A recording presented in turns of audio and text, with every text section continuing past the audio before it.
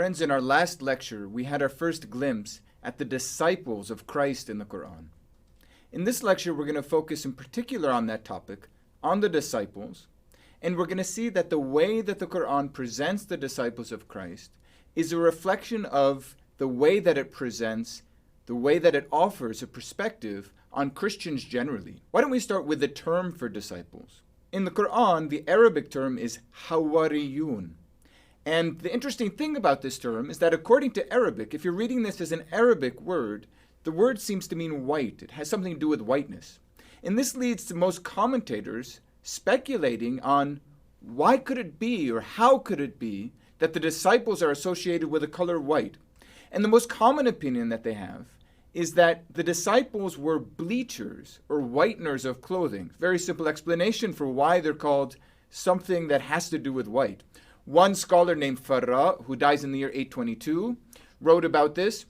It is said in the commentaries that they were called Hawariyun because they were bleachers of cloth. According to another view, in this we find, for example, in the commentary of Tabari, someone we've encountered before, the great commentator who dies in the year 923, the answer is they were called Hawariyun because their clothing was white. This is an interesting case where reading the Quran according to the Arabic meaning of words leads to a certain misunderstanding. And we can see, in fact, that the Quran incorporates words from other languages and sometimes uses those according to their sense in the original language.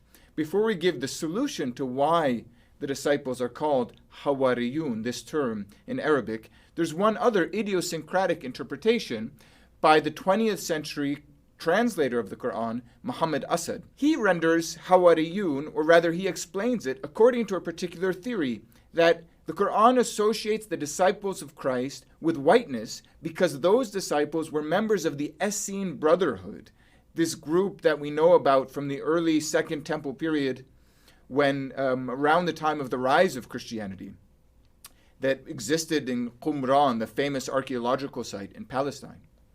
Muhammad Asad writes, the Essene Brotherhood, this religious group which existed in Palestine at the time of Jesus and to which possibly he himself belonged, the Essenes always wore white garments as the outward mark of their convictions. Now, in fact, the solution to all of this is that the Quran speaks of the Hawariyun with this particular term associated with whiteness because, in fact, in Ethiopic, the origin of this term, it's not associated with whiteness. In fact, in Ethiopic, the word Hawariyun, in Ethiopic Hawariya, literally means a walker, but more importantly, it's the word used in the Ethiopic Bible for disciples. So it's simply taking a word from another language, in this case the language of Ethiopia, Ethiopic. Incidentally, Ethiopic is another Semitic language. So we've, in the course of our class together, we've had a number of Semitic languages we've dealt with. You're getting extra information on Semitic languages. We've spoken about Hebrew, Aramaic, Syriac, and now Ethiopic. In fact, there are other terms that seem in the Quran to have come from Ethiopic, including Ma'idah. We've mentioned this before, comes from Ma'ed, this Ethiopic term. And in that passage dealing with Ma'idah, or the table that comes from heaven, we also find the word Hawariyun. So we have two Ethiopic words in the same passage. Let's move on, though, to what the Quran actually says about these Hawariyun. What does the Quran actually say about the disciples of Christ? Well, in one passage, we see that the Quran seems to praise or commend the disciples of Christ and seems to elevate them to a place above the Jews.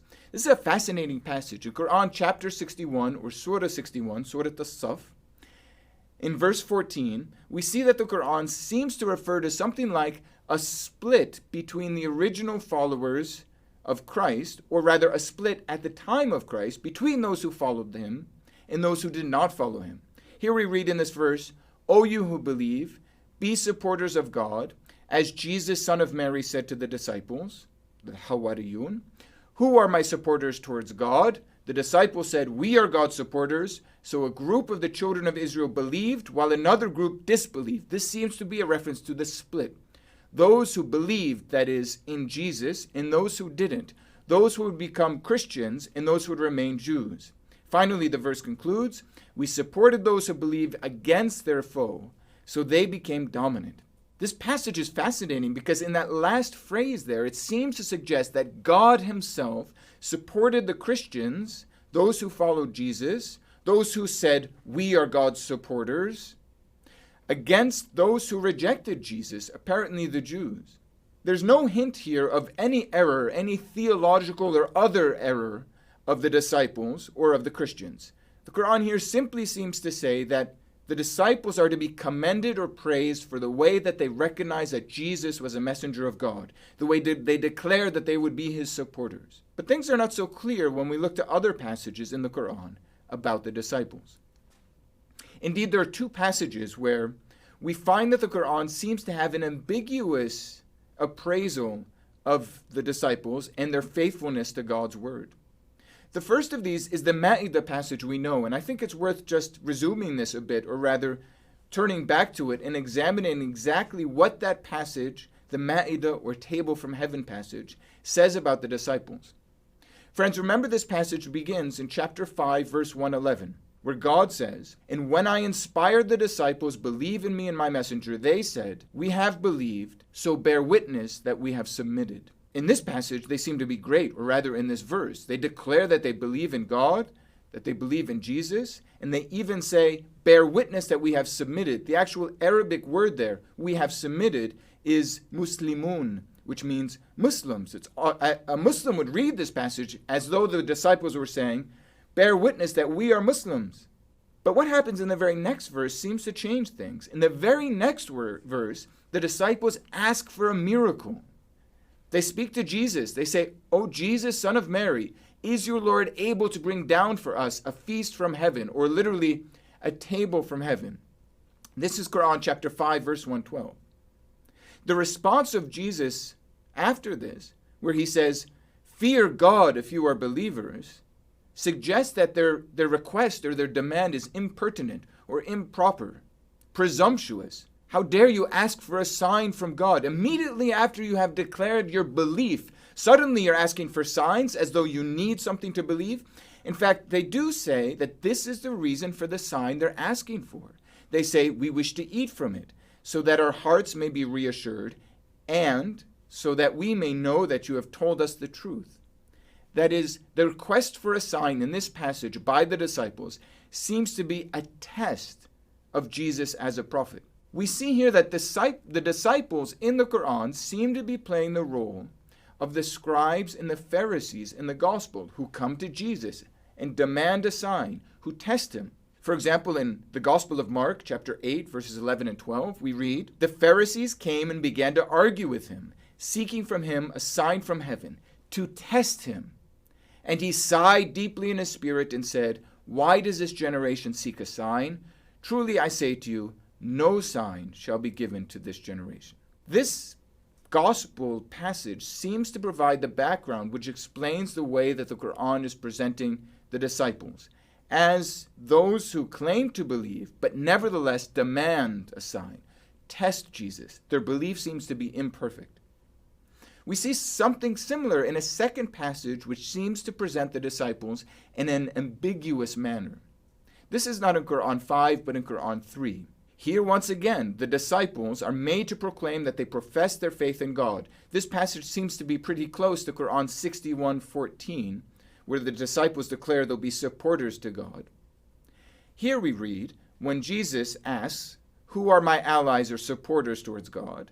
the disciples respond, "We are God's allies. We have believed in God and bear witness that we submit." Once again, they say, bear witness that we submit. The Arabic word behind that is that we are Muslims. They continue, "O Lord, we have believed in what you have revealed, and we have followed the messenger. So count us among the witnesses." Here again, one has a sense that the disciples are a model of piety, much like with the beginning of the Ma'idah or table from heaven passage.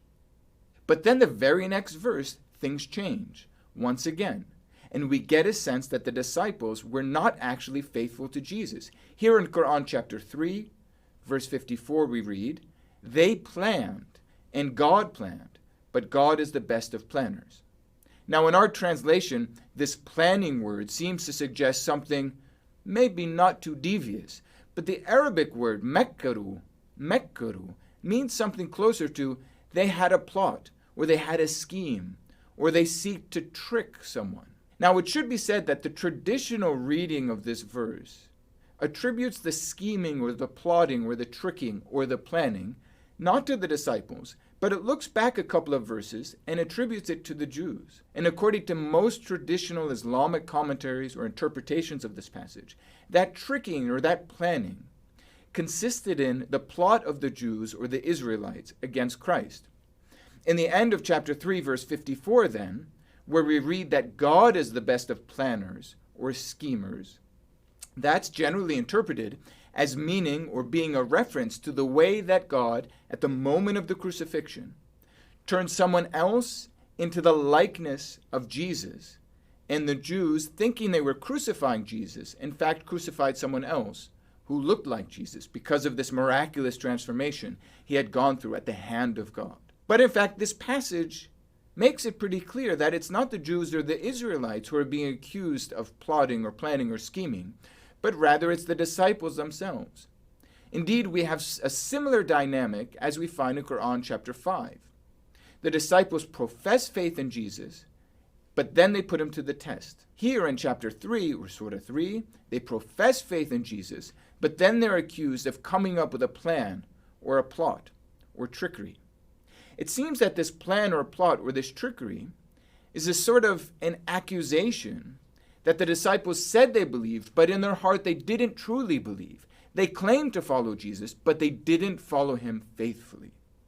This seems to be a reflection of what the Quran says generally about Christians. Here we have a community which claims to follow Jesus, but in fact has not been faithful to his words.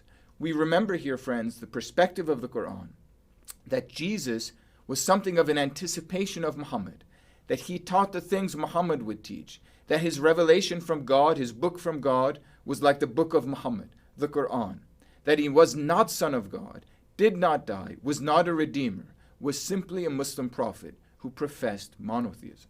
Well, before we conclude this brief investigation or analysis of the disciples of the Quran, there's a couple more details about them that we might add. First, we should say that the Quran doesn't have any particular interest in the characters of the disciples. It doesn't mention Peter or John or James or any of the disciples by name, nor Paul, who of course comes later in the Acts of the Apostles. In fact, we've already mentioned the Quran never quotes the Bible explicitly. There's one passage from the Psalms which is a bit close. The Quran refers to a camel going through the eye of a needle in chapter 7, verse 40, which is of course a reflection of the famous maxim in the Gospels. But it never quotes from the New Testament explicitly. It also has very little interest in any character outside of the Gospels. So in the Acts of the Apostles, or all of the letters of Paul, or the other letters, the so-called Catholic epistles, or in the book of Revelation, the Quran shows no interest in those books. So we see a sort of uneven treatment of the New Testament, a focus on the Gospels, and a particular focus on Jesus. We might also note that the Quran is not interested in the development of the church in any way, even though it's a book that was proclaimed for the first time in the 7th century. Christianity was all around it in the Middle East generally. We don't see any reflection of Christian ritual, of Christian liturgy, of Christian saints, or any other of the aspects of Christian religion. Instead, the Quran, let's not forget, is interested in theology, in the way that Christians, from the Quran's perspective, belittle God by considering Jesus to be the Son of God. This is why it has a concern with the disciples. It means to present the disciples as a sort of summation of the Christians. They seem to be those who've proclaimed their faith in Jesus, but their faith is imperfect. Still, all of this leaves us with a question. Why does the Quran not discuss the Bible in greater detail? Why does it not refer to the Gospels by names or the other aspects of the New Testament? Is it that the Quran is uninterested in the Bible, or does it not know the Bible in detail? And this is a question we will address in the upcoming lecture.